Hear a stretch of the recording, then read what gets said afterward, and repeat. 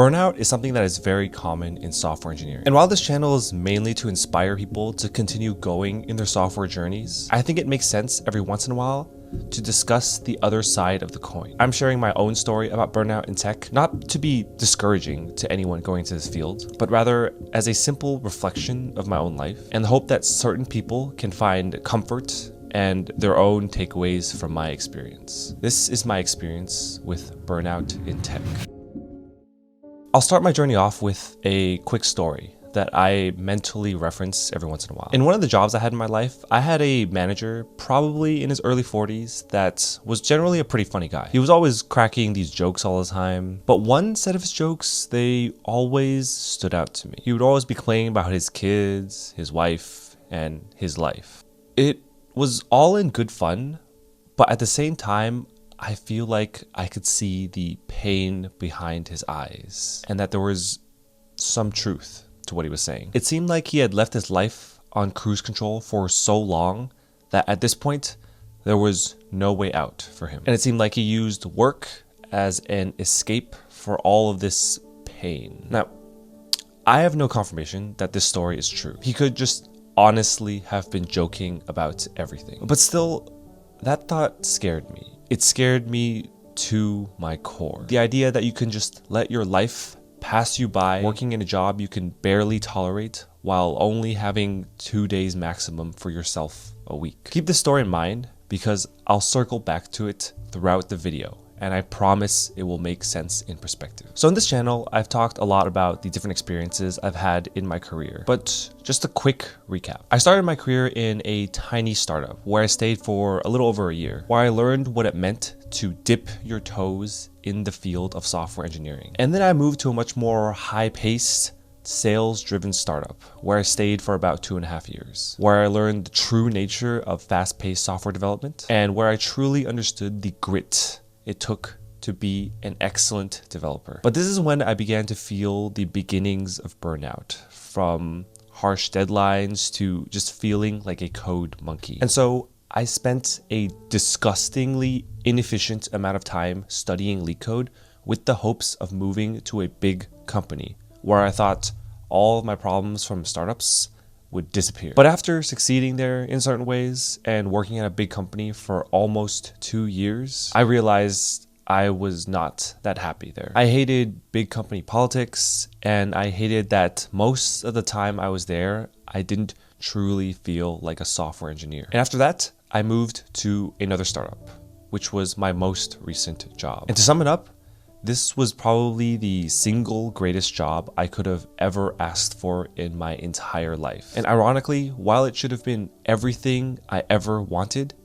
in reality, that only made things more clear for me at the moment. The work at this startup was great. The tech stack was interesting. My coworkers were great. The job was remote. On paper, I should have been at peak happiness. And for a while, for the first few months there, I was sitting at a high. I loved every moment of being there. I loved going back to hands-on coding, being able to feel like every day was a new experience, and I felt like a software engineer again. But as time went on here, things became more difficult for me day by day. After about 6 months on the job, and after the initial excitement wore off, my happiness levels slowly began to tail off. And I found myself stuck in another one of these software ruts that I run into every once in a while in my career. This feeling where it's like, I just can't code and I can't effectively do my job. And every other time this happened in my career, I was always able to force myself to work through one of 3 strategies. The first was just remembering how painful it was searching for my first software job, being deeply afraid of being fired and forced back into the deep, dark time of searching for a job. That was a great motivator to continue working. And the second was always telling myself that things were always going to get better in my career. I felt like I was always working towards my dream workplace, and every job I took before then was like a stepping stone there.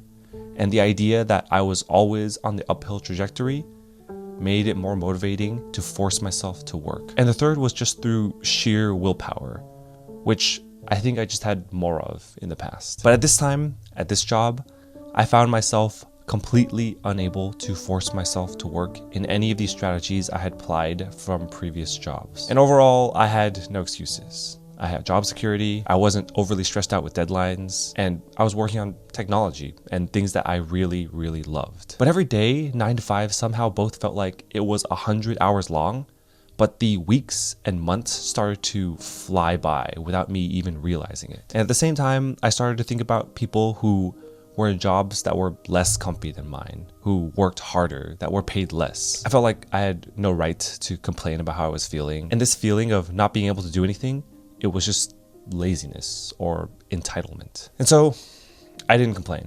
I pushed all these thoughts deep down into my brain, and I continued moving forward. And for a while, I tried to offset this feeling by making sure I was maintaining a good work-life balance. No more extra work, no more late nights, no more working weekends, no more picking up random bugs. Just do my tasks and log out at 5 p.m. For a while, this was sufficient. And then 2 major events occurred.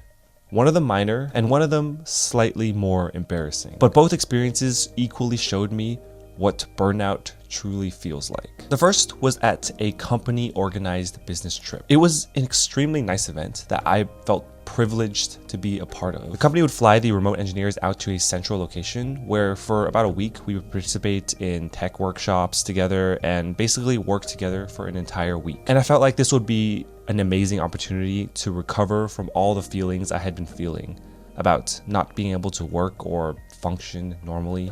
I was gonna see some coworkers, I was gonna have good social connections, and it would be a fun time. But while I was there, I started to feel worse and worse day by day. And I felt like I was deeply ungrateful for not being able to take full advantage of this event. And I remember one specific instance during the week that kind of stuck out to me. I was listening to an engineering presentation, something about optimizing performance in parts of our tech stack. And it was an objectively amazing presentation, something that Kevin from 2 to 3 years ago would have enjoyed thoroughly and taken copious notes to integrate into my work. But suddenly, it was like I had an out-of-body experience. I had these flashbacks to each previous company that I had worked for. I had flashbacks to the exact same presentations that were happening, the exact same code reviews, the exact same optimizations, writing clean code, object-oriented design, etc. And having the same problems repeat themselves over and over and over again. And I flashed forward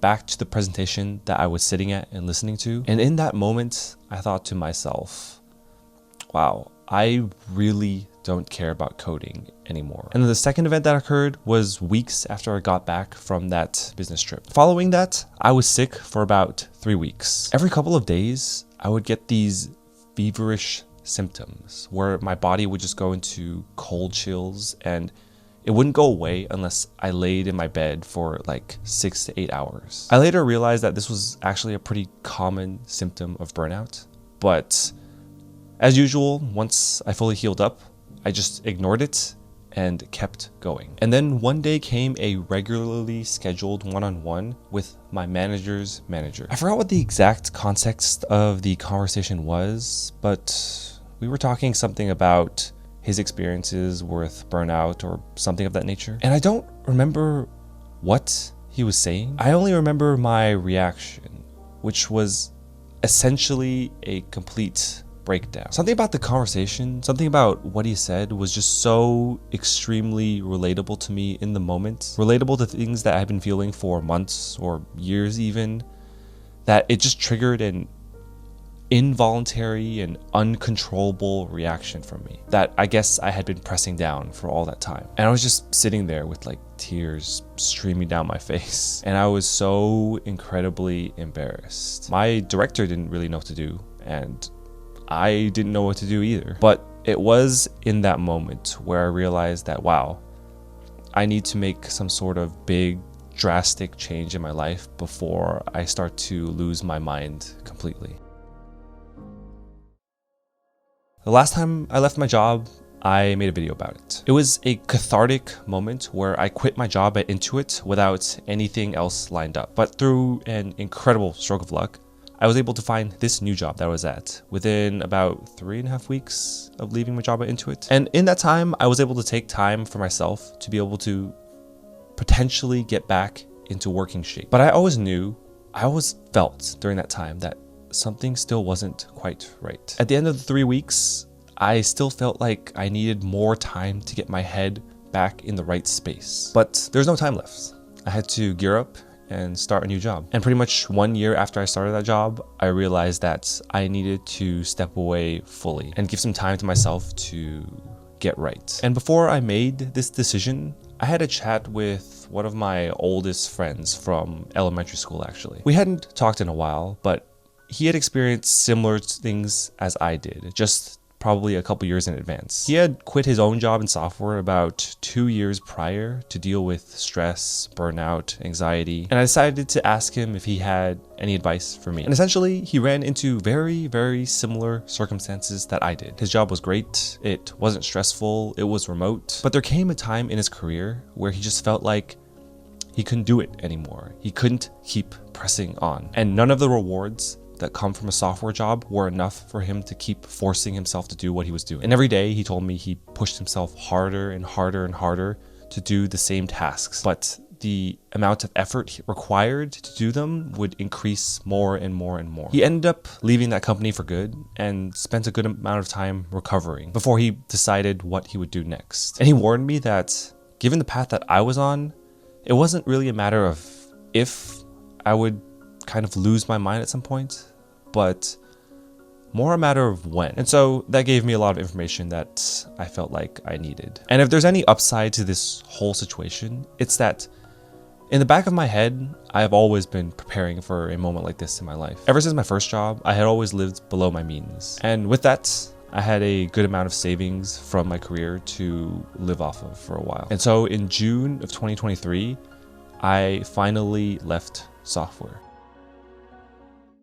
I'm asked by everyone, what's next? But before I address that, I feel like it makes sense to talk about what is not next. I think what is not next is me screwing up my entire life. I don't think there's a universe where I look at this time 10 years from now, back to this time in 2023, when I took time off work and think, wow, this is the year that my life went to shambles. Instead, I think I'll reflect on it as a great learning experience, and one that I'll never forget. And now I bring back the story of my old manager, the one who seemed like he hated his life. A lot of the times, I use this perceived benchmark to see if I'm on the right trajectory in my life. If I stayed on this path where I just continue to force myself down this same road, down this same path, down the path that everyone else is going, one day I could definitely see me becoming that manager. Someone who just really hated their life, but continued pressing forward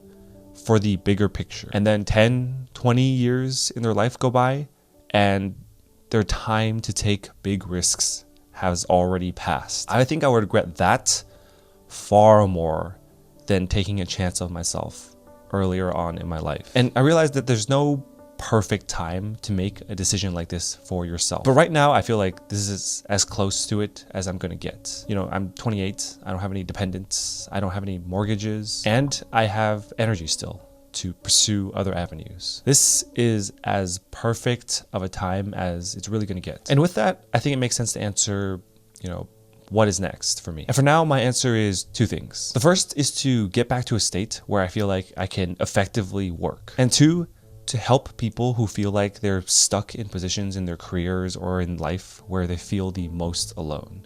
Because I feel like I have experiences and lessons and learnings that can apply to those people. And contrary to what you might be thinking, I don't hate software. In fact, I still love software. It's just more of the deadlines and the stress and the burnout. Those are things that I needed to step away from. But I remember all those times in my life where I felt the most alone, where I felt like I had no one to turn to for advice or mentorship. Like when I was searching for my first software job, when I was interviewing for my first job, when I was depressed about not being able to find a job, when I was frustrated with angry managers, when I was frustrated about feeling inadequate with my tech skills, when I was frustrated about doing lead code and all the failures into getting into big tech, and when I felt like I had no friends and no life outside of work. All of these things I went through in my career, I felt deeply, deeply alone while I was in them. And I had to figure it out on my own. And if I can help it, I want to make sure that other people don't have to feel that same level of isolation in their career and in their lives. And so what's next for me is resting and taking time to create content to target people like this and to help people like this. Not necessarily because I think this can be my full-time job, but because I feel a deep sense of purpose and passion in that mission for now. I shared the story not because I wanted to complain about how hard my software journey was. It wasn't that hard, and I know I don't have a hard life. But the fact is that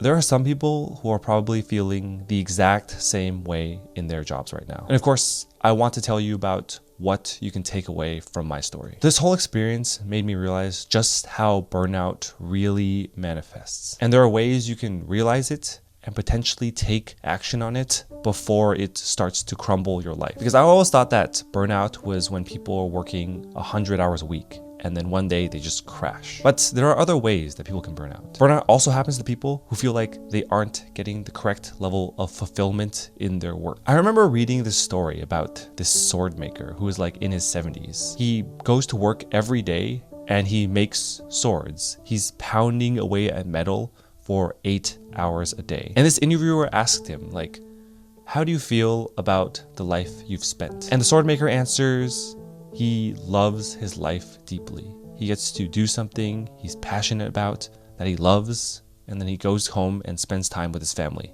and does it all over again the next day. The takeaway is that not all of us fit into the same mold. Some of us will love a software job to the core, but others of us will find it completely demoralizing. And because we all live just one life, and why live it trying to square peg, round hole yourself into a mold that others set out for you? Burnout also happens when our personal batteries are completely drained. Every day, everything you need to do, like errands, work, side projects, etc., all these things drain your battery. But certain activities like your hobbies or hanging out with friends, these all recharge your battery. And once you reach max energy consumption, once your battery is at zero, any further attempts to push yourself more will come straight out of your mental health. And once enough has been chipped away at your mental health, that is when burnout sets in. People have their own different capacities for how much beatings they can take to their mental health. But for me, over the past year, trying to push on all different avenues,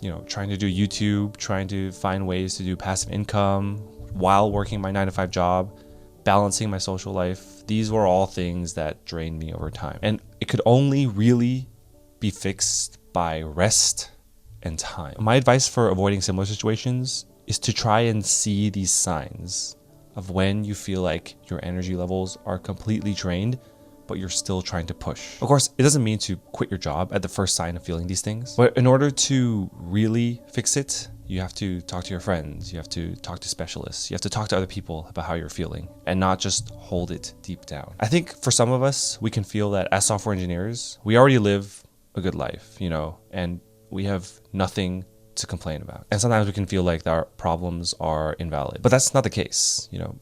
Your problems matter. And if you're feeling it, that's a sign that you shouldn't ignore it. This channel is a combination of my personal stories in tech, tips on getting a job in the tech market, and the current state of the news of the tech market. Let me know what kind of videos that you enjoy the most, and click here if you want to watch more of my tech stories.